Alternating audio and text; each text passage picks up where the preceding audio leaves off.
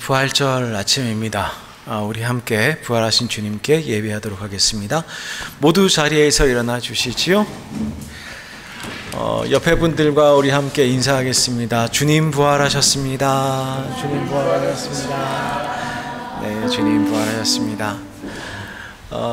주님께 부활하신 이날 저희들 함께 주님께 찬양함으로 나아가도록 하겠습니다. 찬송가 164장 함께 찬양하겠습니다.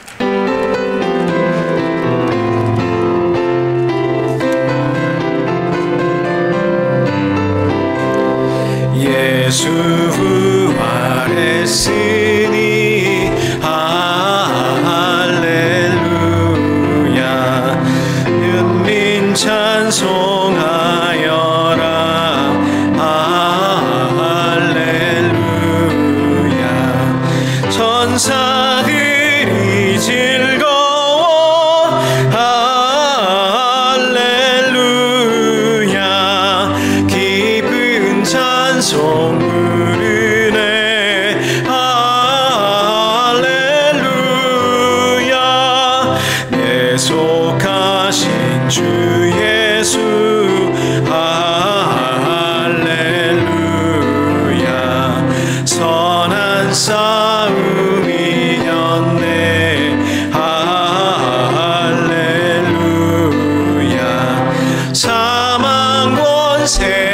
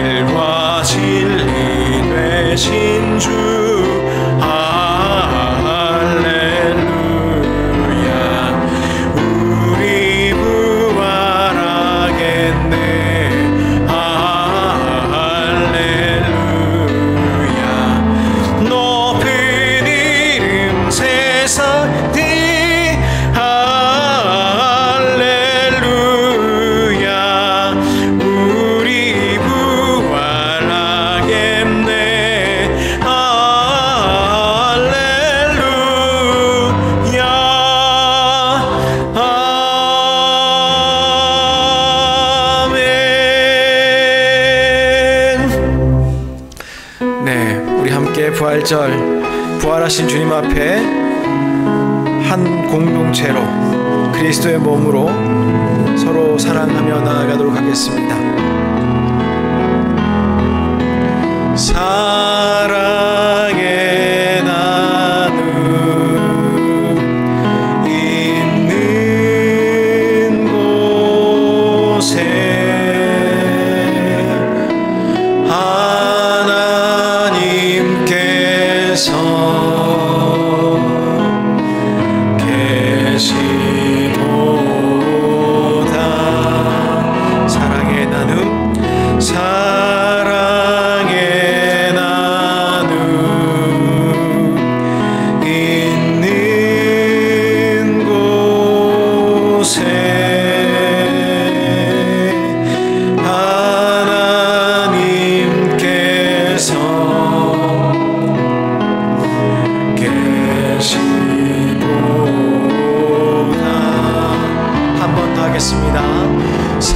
사랑의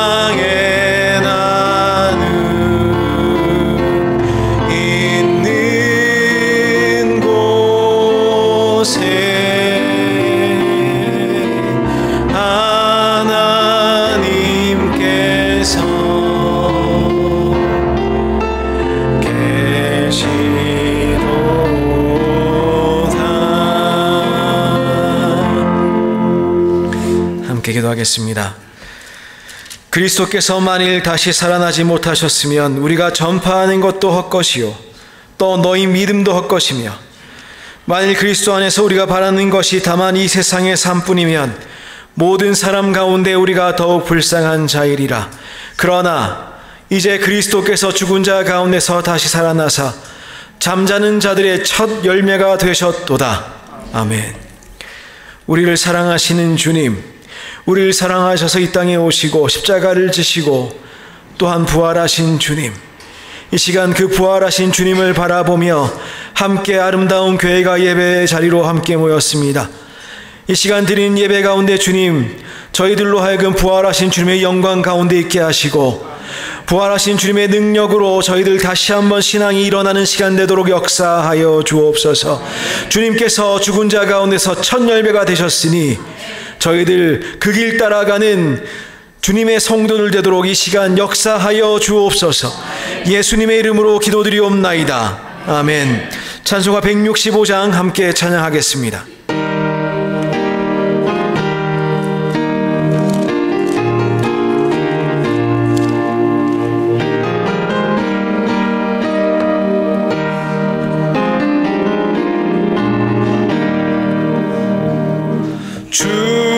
주님께 영광, 다시 사신 주, 사망 권세 모두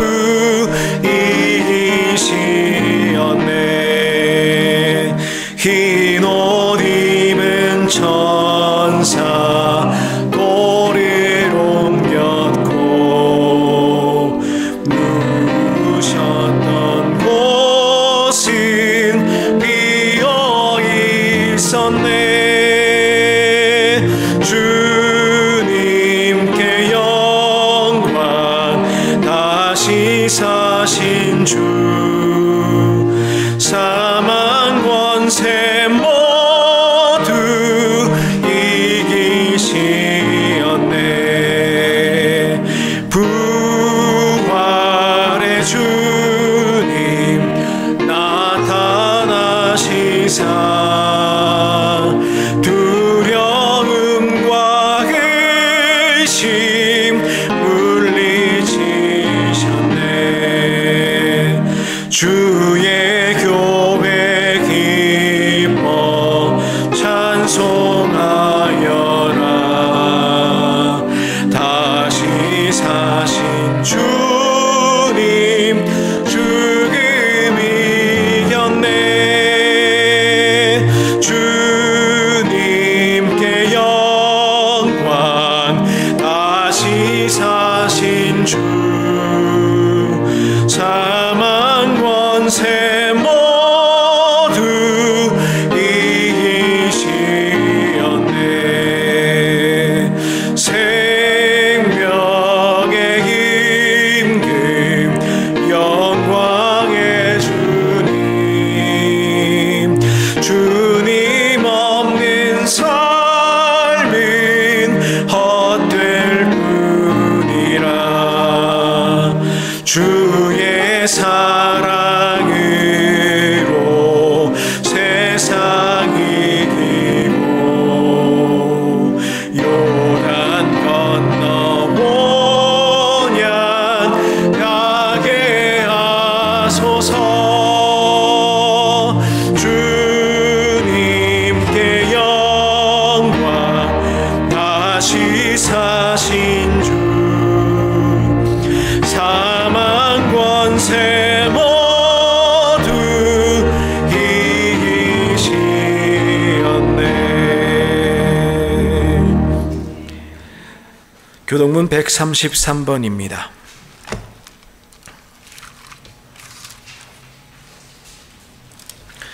하나님께서 그를 사망의 고통에서 풀어 살리셨으니 우리 주 예수 그리스도로 말미암아 우리에게 승리를 주시는 하나님께 감사하노니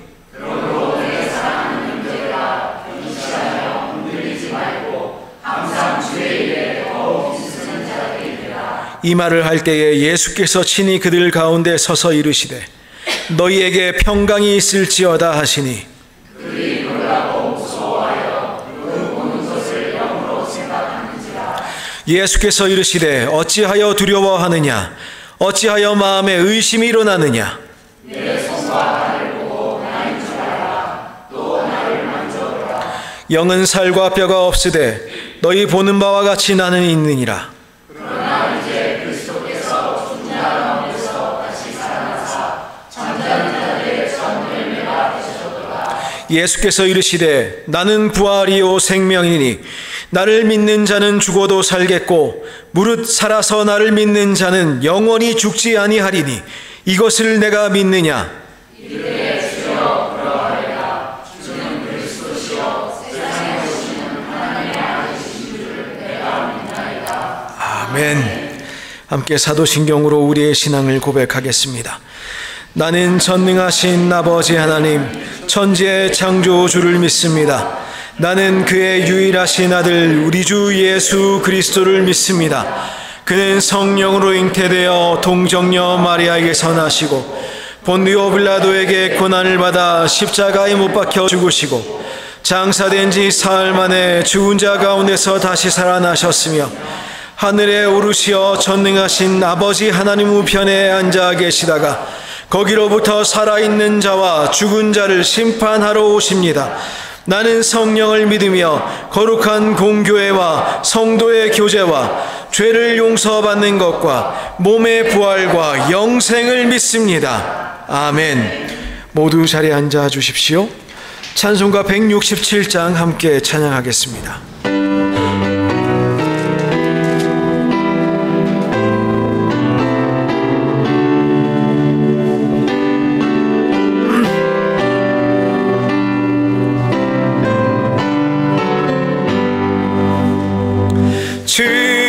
즐겁도다 이날 세세의 알말 사망 권세 깨고 하늘이 열려 죽은 자가 다시 살아나와서 생명의 주 예수 찬송하도다. 즐겁도다 이날 세세의 알말 사망 권세 깨고 승리하셨네. 부활하신 주님 나타나시니 천지 만물 모두 새 옷 입었네. 꽃은 만발하고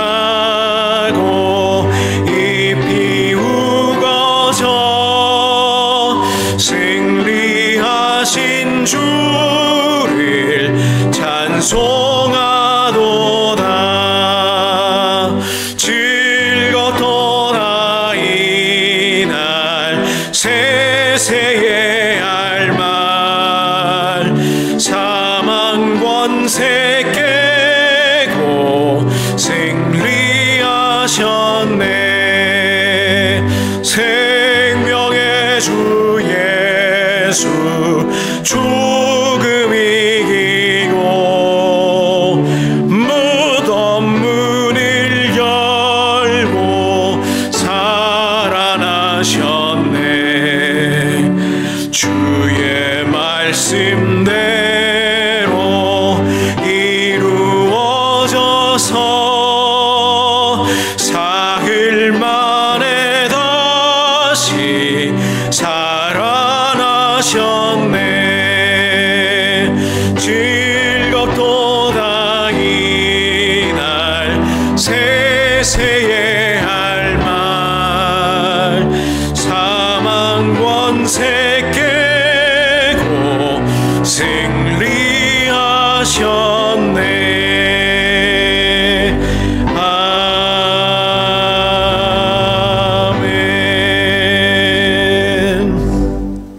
이응 장로님 예배를 위하여 기도하여 주시겠습니다.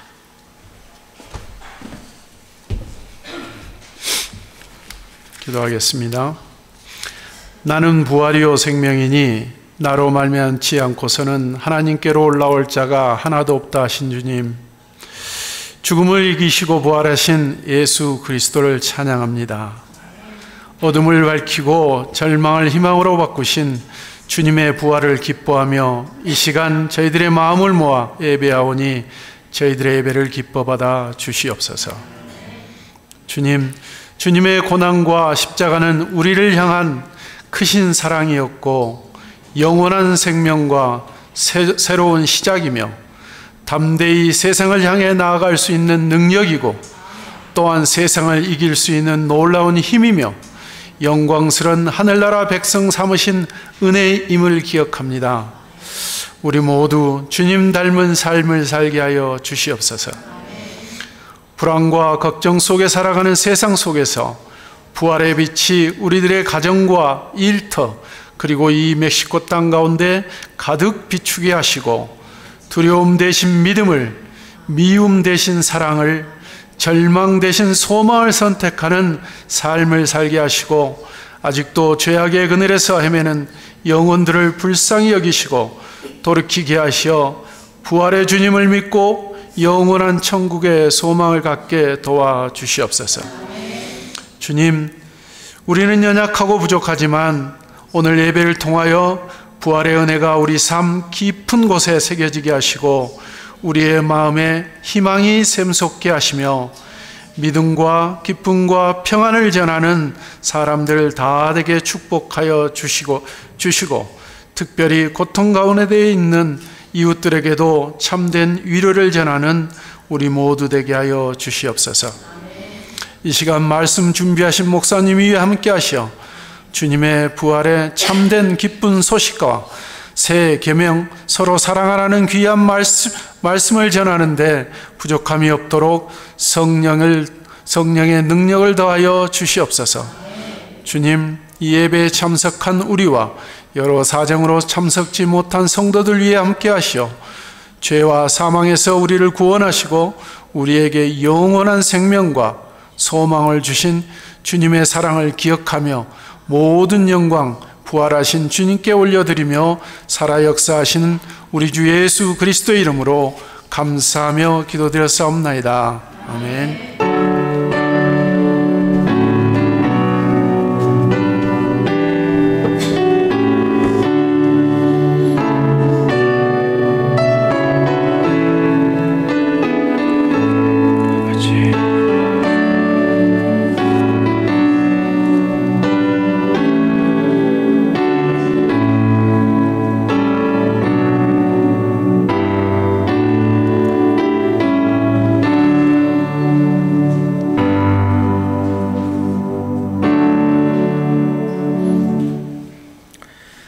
내게 있는 향유옥합 함께 부르시면서 준비하신 예물 주님 앞에 드리도록 하시겠습니다.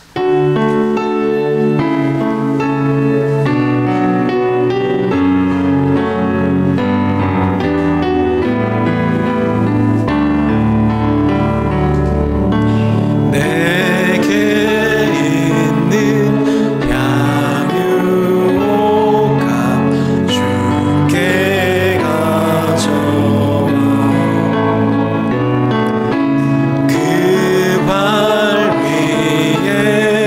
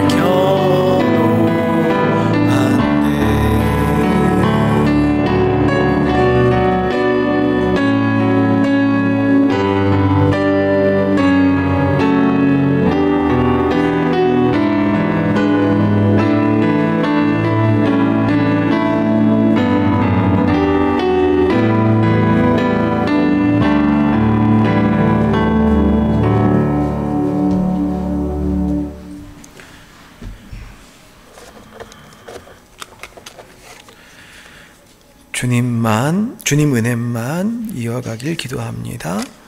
시편 65편 말씀으로 넘치고 흘러가길 기도합니다. 주님의 십자가 사랑과 부활의 크신 은혜 감사합니다. 사랑합니다. 생명으로 부활하신 주님을 찬양합니다. 부활하신 주님만 알아가기를 기도합니다. 이번 한 주간도 십자가 사랑으로 예수님으로 살아나게 하심을 감사드립니다. 주님 십자가에 다 의리신 주님만 따르게 하여 주옵소서. 우리 함께 기도하겠습니다. 사랑 많으신 하나님 감사합니다. 이 시간 주님 앞에 기쁨으로 감사함으로 예물 드립니다. 우리 인생을 돌아보니 주님께 다 받은 것이요 내가 내 것이라 주장할 것 하나 없음을 발견합니다. 우리의 생명도 우리의 물질도 우리의 구원도 다 주님의 그 놀라우신 사랑에서 비롯된 것이니 다 주님께 올려드려 마땅합니다. 주님 받아주시고 이 예물 주님의 기쁘신 뜻 위하여 사용하여 주시고 그리하여 아름다운 교회가 주님의 기쁘신 뜻을 위하여 사용되는 교회 되도록 주님 역사하여 주옵소서. 우리 성도들의 삶에 동일한 은혜 허락하셔서 아버지 하나님 온전히 주님께 매인 자들 되게 하시고 이로 말미암아 주님의 은혜 끊이지 않는 사람들 되게 하여 주시고 주님 은혜로 말미암아 세상 가운데 빛으로 소금으로 살아갈 수 있도록 시험 가운데서도 시험에 지지 않고 주님의 영광만 드러내는 인생 살아갈 수 있도록 축복하여 주옵소서. 부활하신 주님의 영광 앞에 올바로 서 있는 신앙인들 되도록 이번 한 주간도 주님 성령님으로 함께하여 주옵소서. 예수님의 이름으로 기도드리옵나이다. 아멘. 네, 교회 소식 전하도록 하겠습니다. 아름다운 교회 오신 여러분들 주님의 이름으로 환영하고 또한 축복합니다. 오늘은 주님께서 죽음의 권세를 이기시고 사망을 이기시고 부활하신 부활주일입니다. 그 주님 앞에 함께 기쁨으로 감사함으로 이 시간 예배에 더욱 힘쓰도록 하겠습니다. 지난 40일간 사순절 기간 동안 진행되었던 요한복음 손으로 읽기 요한복음 필사 오늘로 종료됩니다. 오늘 헌금하신 분들 다 우리 귀한 곳에 꼭 교회 재건축하는 곳에 현지인 교회 건축하는 곳에 사용하여 하나님께 영광되도록 하도록 하겠습니다. 또한 혹시 쓰시면서 어떤 마음 들이셨는지 모르겠는데 아마 제 짐작컨대 쉽지는 않으셨을 텐데 좋았으리라 생각합니다. 제가 그랬거든요. 어제 저녁에야 21장이 끝이 났습니다. 밤에 그것도요 12시를 넘기진 않았습니다. 여러분들도 아마 쉽지는 않았으리라 생각은 합니다만은 그런데 그렇게 쓰면서도 그 한 절 한 절 쓰는 게 얼마나 복되고 은혜로운지요. 혹시나 그 성경 필사 프로그램은 끝이 났습니다만은 권면 드리기로는 그냥 계속 써 가시는 것도 괜찮을 것 같습니다. 정말로 하나님 말씀을 구석구석 알아가는 기쁨, 필사할 때 누리는 기쁨이지요. 여러분들께서 하나님 말씀 더욱더 사랑하시기를 부탁드립니다. 오늘 오후 2시입니다. 하나교회에서 연합부활절 예배를 드리게 되었습니다. 저희들 예배 후에 식사를 같이 하게 되는데 우리 함께 시간 되시는 분들 혹은 또 시간은 안 되시는데 또 시간을 내신 분들 함께 가서 예배 드리도록 하겠습니다. 그 외의 내용들 주보와 또 계속되는 카톡을 참고하여 주시면 좋겠습니다. 오늘 주신 하나님의 말씀 함께 살펴보겠습니다. 요한복음 13장 말씀입니다. 요한복음 13장 31절로 35절까지의 말씀 박명신 권사님께서 봉독하여 주시겠습니다.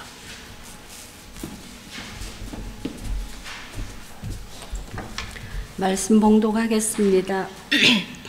그가 나간 후에 예수께서 이르시되 지금 인자가 영광을 받았고 하나님도 인자로 말미암아 영광을 받으셨도다. 만일 하나님이 그로 말미암아 영광을 받으셨으면 하나님도 자기로 말미암아 그에게 영광을 주시리니 곧 주시리라. 작은 자들아, 내가 아직 잠시 너희와 함께 있겠노라. 너희가 나를 찾을 것이나 일찍이 내가 유대인들에게 너희는 내가 가는 곳에 올 수 없다고 말한 것과 같이 지금 너희에게도 이르노라. 새 계명을 너희에게 주노니 서로 사랑하라. 내가 너희를 사랑한 것 같이 너희도 서로 사랑하라. 너희가 서로 사랑하면 이로써 모든 사람이 너희에게 내 제자인 줄 알리라. 아멘.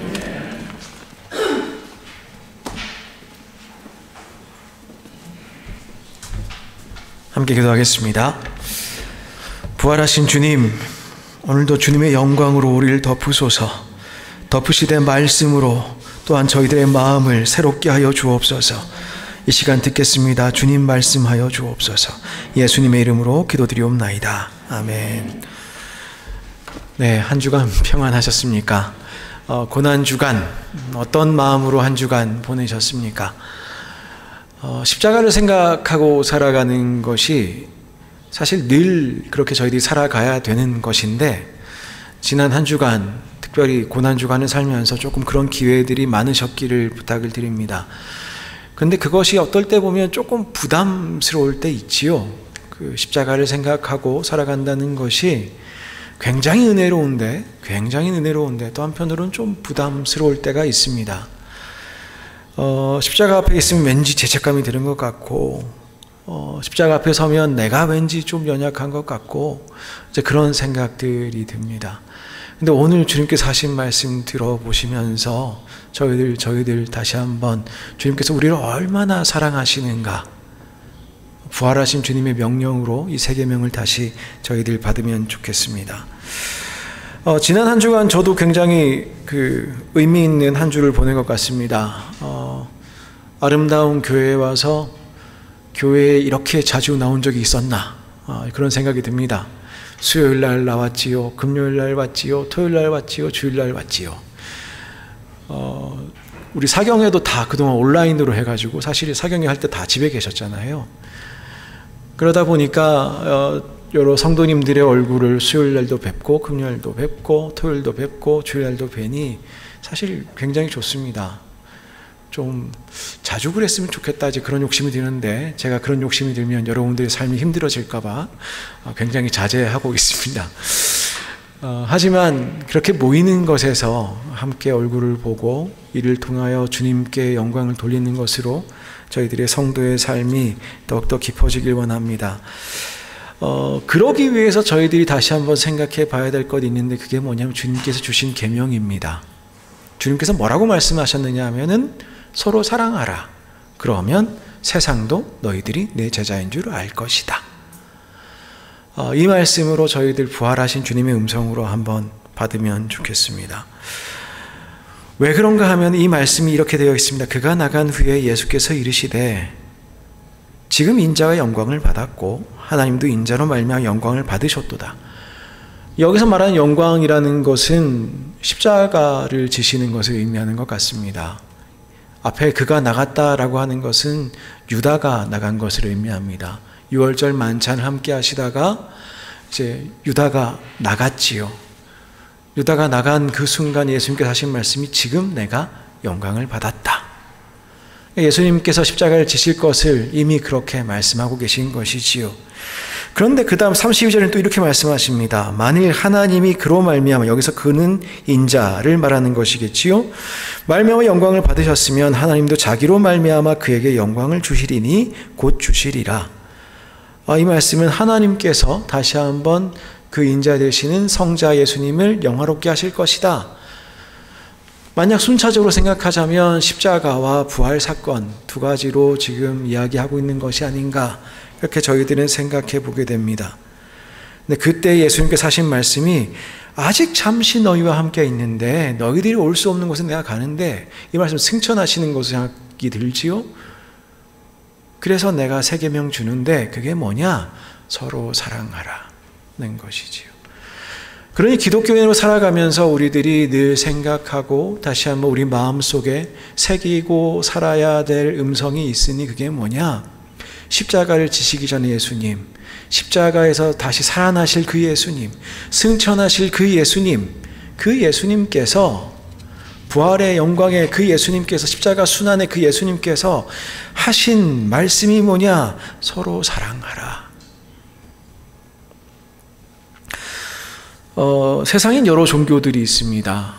종교들마다 특징이 있어요. 특징이 있어서 그 종교에 따라서 그 특징적인 별명으로 부르곤 합니다. 예를 들어 불교 같은 경우에는 불자들이 그렇게 이야기하죠. 대자대비하신 부처님 뭐 이렇게 얘기들 하죠. 그래서 그런지 자비의 종교 뭐 그런 이야기 많이 합니다. 그러면 기독교를 설명할 때 저희들이 생각할 수 있는 표현이 뭐가 있습니까? 사랑의 종교, 사랑의 종교, 사랑의 종교입니다. 그렇게 사랑이라는 것은 기독교가 가진 핵심 가치이고 또한 기독교인들이 살아가야 될 방향이고 또 이를 통해서 우리가 누리는 구원의 은총이기도 합니다. 신약 성경, 구약 성경도 마찬가지입니다만 신약 성경에는 사랑에 관한 이야기가 굉장히 많습니다. 예를 들어 여러분도 잘 아시겠지만 고린도전서 13장 13절에 뭐라고 되어 있죠? 그런즉 믿음, 소망, 사랑 이 세 가지는 항상 있을 것인데 그 중에 제일은 사랑이다. 믿음도 중요합니다. 소망도 중요합니다. 근데 사랑이 있어야 된다는 것이죠. 요한일서 4장 16절 같은 경우는 아예 이렇게 이야기합니다. 하나님이 사랑이시다. 하나님이 사랑이시다. 그러니까 우리가 믿는 분이 사랑이시라는 거예요. 예수님도 사랑에 대해 종종 말씀하시곤 하셨습니다. 심지어 그것이 우리가 인간으로서 받아들이기 힘든 정도의 사랑도 말씀하셨어요. 뭐 친구를 위하여 목숨을 버리는 사랑도 말씀하셨어요. 그 정도는 왠지 할 수 있을 것만 같은 생각이 듭니다. 근데 원수를 사랑하라 하시는 거는 조금 힘듭니다. 그거는 원수 죽는 거 보면서 잘 죽었다 이렇게만 안 해도 참 훌륭한 사람이 아닌가 그런 생각이 들어요. 근데 그 원수 된 사람들에게 사랑한다는 것 얼마나 힘들까. 그리고 오늘 본문에서 약간은 다른 상황입니다만은 여기서도 주님께서 서로 사랑하라고 하십니다. 제가 한번 읽어볼게요. 새 계명을 너희에게 주노니 서로 사랑하라. 내가 너희를 사랑한 것 같이 너희도 서로 사랑하라. 너희가 서로 사랑하면 이로써 모든 사람이 너희가 내 제자인 줄 알리라. 우리가 무엇으로 우리의 제자됨을 안다고요? 어떻게 세상이 우리가 주님의 제자된 것을 안다고요? 우리가 사랑하면. 이런 구조를 읽으면 여러분 어떤 생각 드십니까?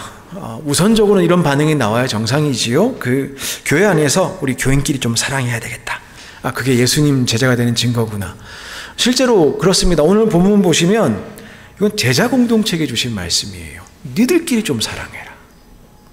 그러면 너희들 밖에 있는 사람들이 너희들이 제자인 줄 안다. 그러니까 교회 공동체에 주시는 말씀이에요.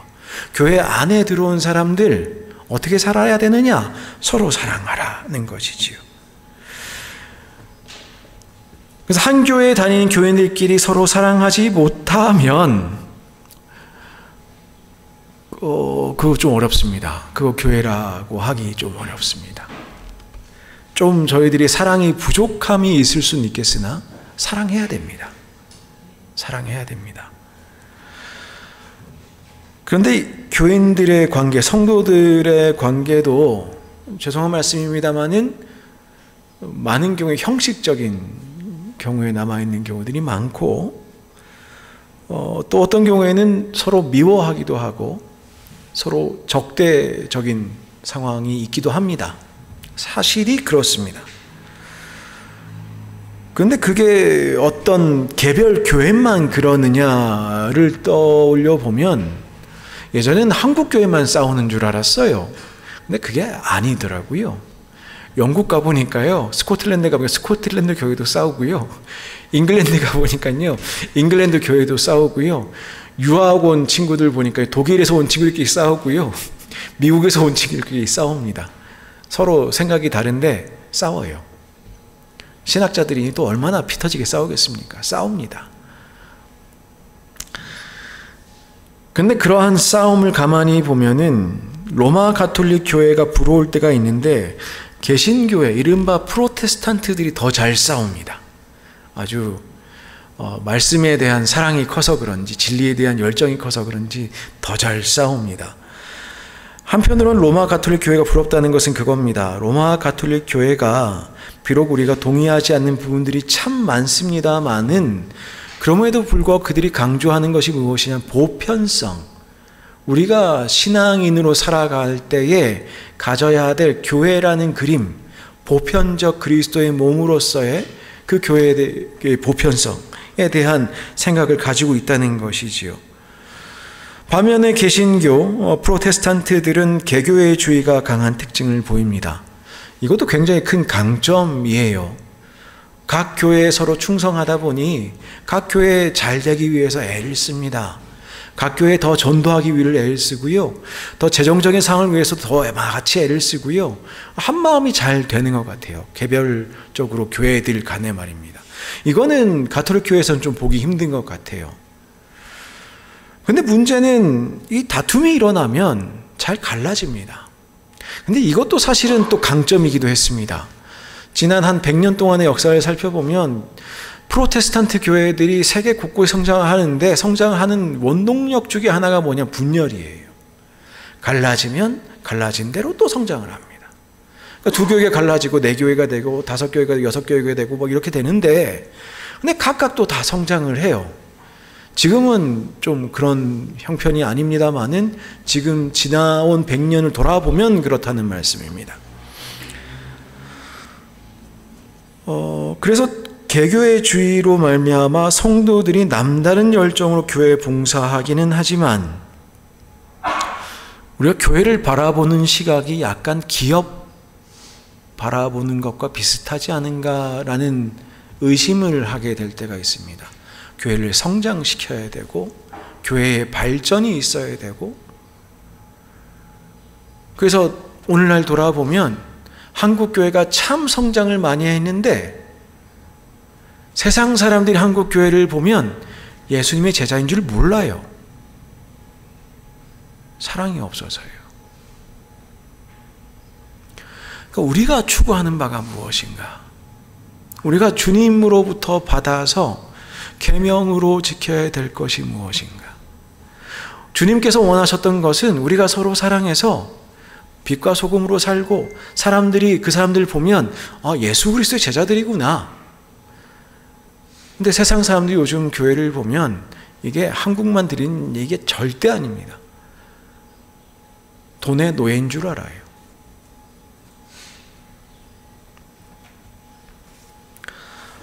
이런 상황에서 서로 사랑하라는 말이 무슨 의미가 있는가? 예수님의 부활하신 예수님의 명령이 우리에게 무슨 의미가 있는가? 그리고 실제적으로 우리는 그 명령을 받아들이고 있는가? 라는 생각을 해볼 수밖에 없습니다. 언제 사랑이 가장 클까요? 아마 신혼부부들일 것 같습니다. 결혼하기 직전이라든가 그때 또 많이 싸웁니다만은 그래도 그때 가장 애틋하죠. 가장 많이 보고 싶고 애틋하고 사랑하고 그렇습니다. 그런데 그 사랑은 아직 완전히 여물지 않았습니다. 결혼식장에 가서 주례사 하시는 목사님의 말씀을 가만히 듣고 있다 보면 제가 은혜를 받아요. 예를 들어 여러분들도 마찬가지인 것 같습니다. 앞에 신랑 신부는 은혜 받는지 모르겠는데 신랑 측 부모님들, 신부 측 부모님들 다 끄덕끄덕 하시면서 은혜 받고 계신 걸 많이 봅니다. 앞에 있는 그 예배, 그 혼인 예식에 오신, 예배에 오신 또 교회 다니신 분들도 목사님 주례하시면 다 끄덕끄덕 하고 있는 걸 보게 됩니다. 결혼하고 지내보신 분들은 알거든요. 사랑이 이런 의미구나. 아직 신혼부부는 모르는 뭔가가 있는 거죠. 상대방을 보고 싶다거나 아니면 상대방의 실수를 인정한다, 용서한다거나 아니면 생일이나 기념일들 기억하는 것, 이것도 사랑의 한 모습입니다. 근데 그거 자체를 사랑이라고 말할 수는 없습니다. 왜냐하면 사랑하지 않아도 할 수 있는 거거든요. 그러니까 부부 사이에도 마찬가지입니다. 사랑하지 않아도 얼마든지 같이 살 수 있습니다. 그런데 사랑하며 사는 것 얼마나 어렵습니까? 사랑은 왜 어렵느냐? 근원적인 하나님의 능력이기 때문에 그렇습니다. 우리가 성도로 서로 사랑하는 것, 그 안에서 서로 한 마음을 이루는 것, 사랑은 하나님 그 자체이기 때문에 우리는 사실 늘 약간은 부족한 사랑을 할 수밖에 없는 것 같습니다. 아이를 키우신 우리 부모님들 이제 다 슬하를 떠나 있는 경우들도 많죠. 근데 생각을 조금 해보시면 애들이 그렇게 속색이고 지금도 속색이지요. 근데 사랑이 멈추지가 않습니다. 애들 태어나고 처음 목욕시키던 그 순간들, 아무리 그러니까 저희 부모님 아마 저를 보면 그러실 거예요. 머리 벗겨지고 수염 나고 그래도 그 순간이 있었던 거예요. 그 사랑이 있었던 겁니다. 그게 아직도 계속되고 있는 거죠. 어떤 분들은 이제 남편들도 이렇게 잘 섬기시고, 어떤 분들은 뭐 손톱도 깎아주시고 귀도 파주시고 뭐 그러시는 모양인데 얼마나 보기 좋습니까? 저희 아내한테 그렇게 해달라고 하는 말을 쓰면 전혀 아니고. 근데 그렇게 상대방을 섬기겠습니다. 그걸 우리가 어디서 배워야 되느냐? 바로 예수님께 배워야 된다는 얘기지요. 오늘 본문은 사실 굉장히 인상적인 순간입니다. 사랑하라는 말 아무리 들어도 사실 우리의 마음이 사실 그렇게 쉽게 움직여지지가 않습니다. 좀 진부한 것 같고요. 가만히 보면 나에게 사랑이 분명히 있는 것 같은데 그 사랑을 제대로 하기가 쉽지 않습니다. 그래서 그런지 예수님은 서로 사랑하라고 오늘 3번 말씀하십니다. 근데 그렇게 3번이나 걸쳐서 서로 사랑하라고 말씀하시는 그 배경에는 이런 상황이 있습니다. 오늘 본문 앞에는 무슨 이야기가 있죠? 그가 나간 이후라고 하니까 유다의 배신이 쓰여져 있습니다. 근데 오늘 본문 그 다음에는 무슨 이야기가 있죠? 네가 오늘 밤이 다 지나기 전에 나를 3번 부인할 것이라고 베드로에게 말씀하시는 장면이 등장합니다. 그러니까 기독교 공동체라는 것은 주님의 말씀이 주어져 있는데, 서로 사랑하는 말씀이 주어져 있는데 계속 이 위기 상황이 앞뒤로 있는 순간을 살아가야만 하는 공동체인 것입니다.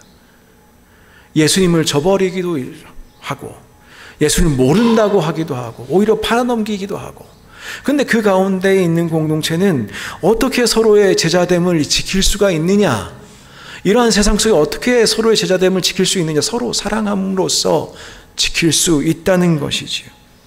그러니까 서로 사랑하라는 말씀은 일반적인 교훈을 주기 위한 것이 아니라 제자 공동체가 본질적으로 모든 위기 상황을 이겨내게 만드는 원동력이 되는 것입니다. 그리고 오늘 서로 사랑하라는 말씀에는 또 다른 특징이 있습니다. 예수님께서는 새 계명이다라고 표현하셨어요.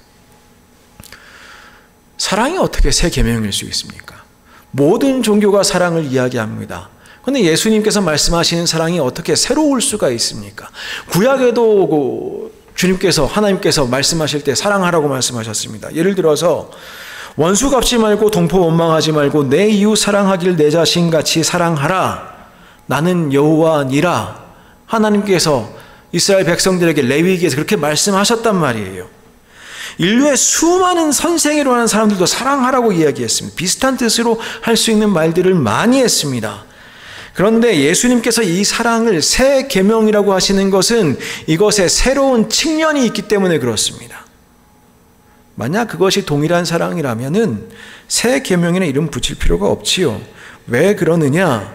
우리가 추구해야 될 사랑, 계명으로 받아들여야 될 사랑은 그냥 우리가 마음 가는 대로 하는 사랑이 아니라, 우리가 이해하는 대로 하는 사랑이 아니라 예수님께서 사랑하신 것처럼, 예수님께서 우리를 사랑하신 것처럼 우리도 서로 사랑하는 것입니다.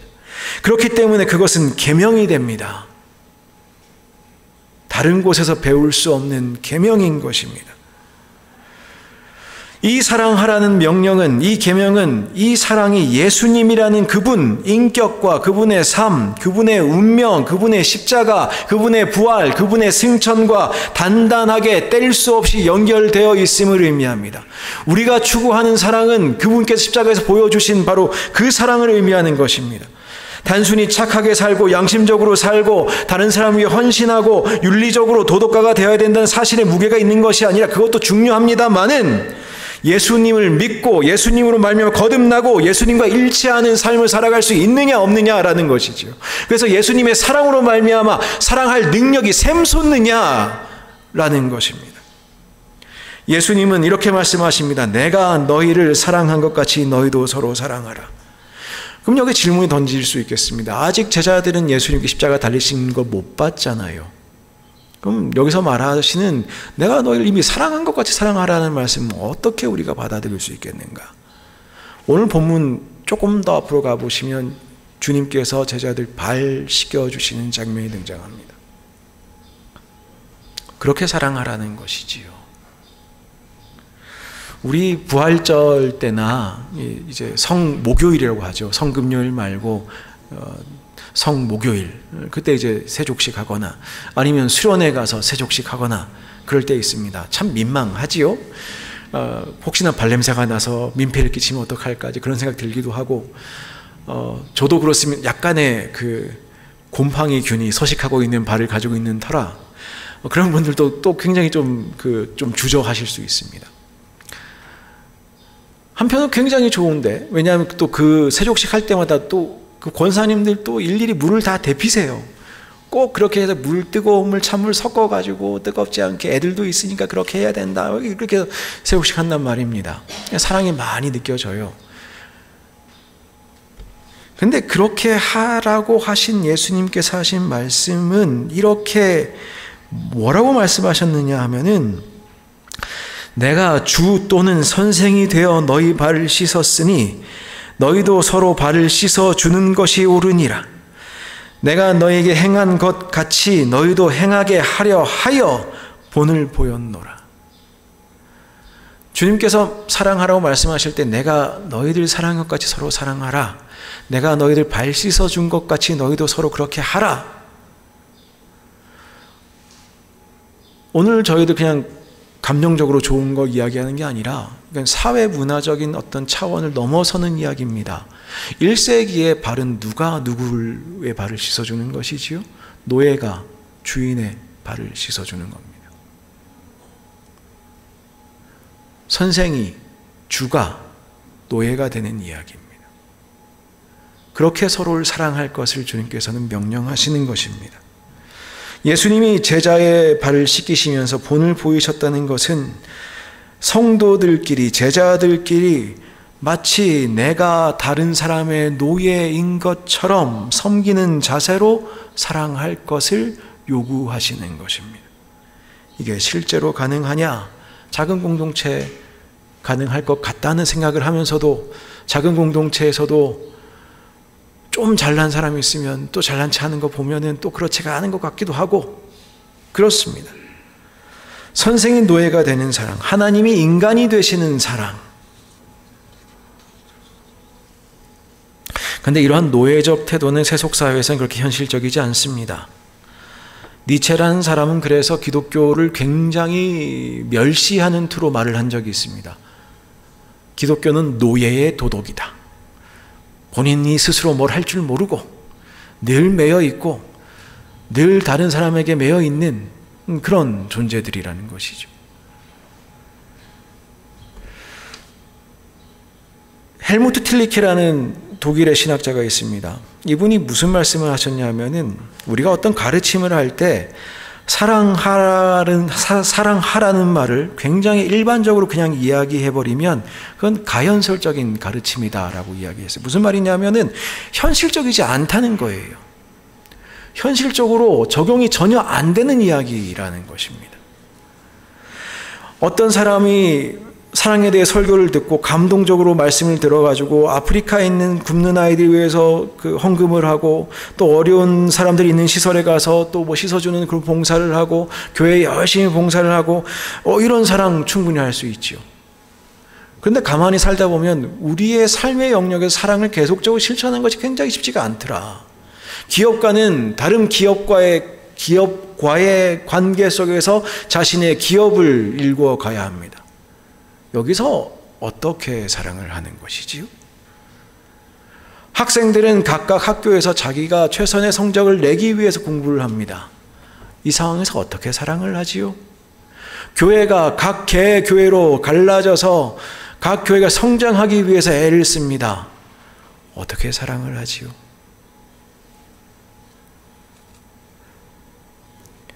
그런데 오늘 본문을 가만히 보면 우선적으로 이 사랑을 제자 집단 안에서라도 좀 해라라는 주님의 말씀으로 저는 우선적으로 받아들이고 싶습니다. 우리의 삶에 다 적용하기 어려운 줄 압니다. 예수님의 사랑대로 세상 살아가는 게 여러분이 쉽지 않다는 거 압니다. 그러나 주님께서 하신 말씀이 뭐냐? 너희들끼리라도 좀 사랑해라. 그 사랑하면 세상 사람들도 니들이 내 제자인 줄 알 것이다. 너희들끼리라도 좀 사랑해라.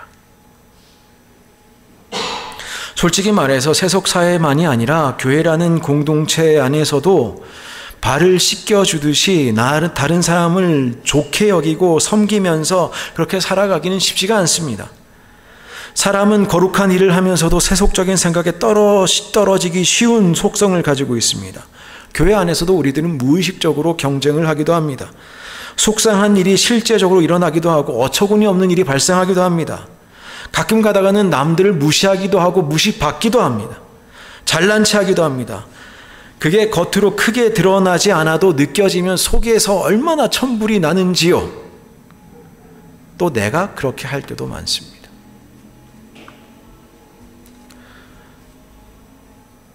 그럼에도 불구하고 오늘 저희들이 다시 한번 이 말씀을 다시 한번 생각하고 교회 안에서 우리가 어떻게 살아가야 될 것인가, 또 교회 공동체를 어떻게 이루어 가야 할 것인가, 이것을 우리는 부활하신 주님의 명령으로 생각하고 우리의 한계를 넘어갈 수 있었으면 좋겠습니다. 누가복음 7장 36절 50절을 보시면 예수님이 바리새인 집에 식사 초대를 받으셔서 가신 장면이 나옵니다. 그러니까 얼마나 사실은 일반적이지 않은 바리새인입니까? 얼마나 그래도 열려있는 바리새인이겠습니까? 그 바리새인과의 식사 자리에 여러 손님들이 왔는데 초대받지 않은 듯한 어떤 여성이 들어옵니다. 성경에서는 뭐라고 이야기하는 죄 많은 여자, 그렇게 소개가 되어 있습니다. 근데 그 여자가 식사 자리에 왔다는 것 자체가 사실은 굉장히 불편한 상황이에요. 바리새인들은 그런 사람들과 식사를 하지 않습니다. 근데 그 여자분이 예수님 곁에 다가와서 앉더니 울기 시작합니다. 얼마나 불편합니까? 죄 많은 여자라고 쓰여 있는데 보통 우리는 성적으로 죄가 있는 사람이 아니겠는가라고 판단을 합니다. 그러니까 창녀, 율랑 여성 아니겠는가라는 것이죠. 그 사람이 들어와서 예수님 발 앞에 앉아서 눈물을 흘리기 시작합니다. 눈물이 발에 뚝뚝 떨어집니다. 사람들이 아마 다 조용했겠지요. 그러더니 이 여자가 머리를 풀러서 그 눈물을 닦기 시작합니다. 예수님 발에서 눈물을 닦기 시작합니다. 그러더니 뭘 또 꺼내요. 향유를 꺼내서 또 주님 발에 붓습니다. 주인인 바리새인을 포함해서 거기 모인 사람들은 이런 상황을 아주 언짢게 생각했습니다. 마치 노예와 같은 모습입니다. 아니, 노예보다도 한 걸음 더 들어간 주님을 향한 표현이었습니다. 주님께서는 이 말씀 끝에, 이 사건 끝에 뭐라고 결론을 내리신 줄 기억하십니까? 저 여자가 사랑이 많다. 바리새인한테 뭐라고 말씀하신 줄 아십니까? 사함 받지 않은 사람들, 사함 받은 것이 적은 사람들은 사랑이 적다. 그러면서 예수님께서 여자에게 뭐라고 내 죄 사함 받았다. 죄 사함 많이 받은 사람들 사랑이 더 크다. 오늘날 교회 안에서 저희들이 사랑하는 것에 대해 이야기하고 있습니다. 교회 안에서 사랑이 커지려면 어떻게 해야 됩니까? 십자가 앞에 나아가야지요. 사함 받은 게 많은 사람이 사랑이 많다고 예수님께서 그러십니다. 나 같은 자를 위해서 주님이 십자가 지신 줄 우리가 고백할 수 있으면 우리가 사랑할 수 있습니다. 만약 그 십자가에 달리신 예수님을 바라볼 수 있으면 우리가 예수님 닮은 사랑을 흉내라도 내볼 수 있습니다. 예수님께서는 그래서 말씀하십니다. 내가 너희들 사랑한 것 같이 사랑하라. 우리가 서로 사랑하라는 말씀 들었습니다만 이게 억지로 되지 않습니다.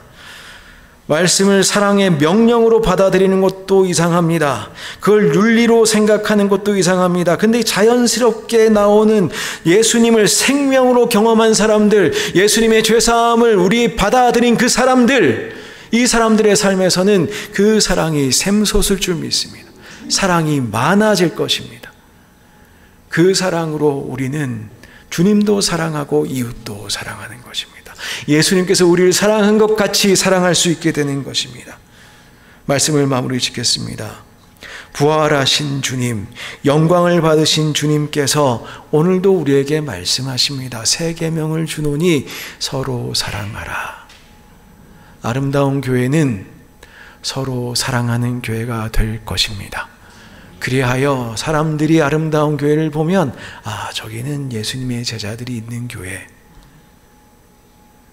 그런 교회 함께 꿈꾸며 부활하신 주님의 영광 가운데에 정말 아름다운 교회 공동체 일구어가며 신앙생활하는, 오직 주님만 바라보는, 십자가의 은혜만 풍성한 그런 교회 함께 만들어 가시는 우리 모두가 되었으면 좋겠습니다. 기도하겠습니다. 주님, 이 시간 주님만 바라봅니다. 주님께서 십자가와 부활로 우리에게 참된 생명을 주셨습니다. 사랑의 실체인 그 십자가 앞에 저희들 함께 모였습니다. 부활하신 주님의 영광 앞에 저희들 함께 모였습니다.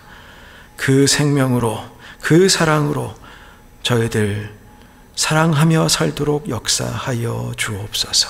예수님의 이름으로 기도드리옵나이다. 아멘. 우리 함께 일어나셔서 결단의 찬양 드리겠습니다.